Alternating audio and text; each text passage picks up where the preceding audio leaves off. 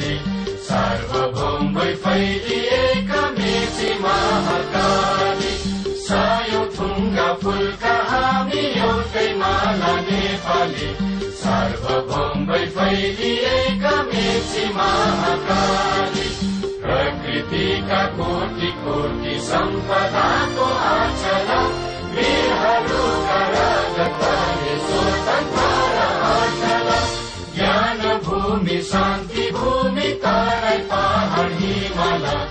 अखण्ड यो प्यारो हाम्रो मातृभूमि नेपाल बहु जाति भाषा धर्म संस्कृति छ विशाल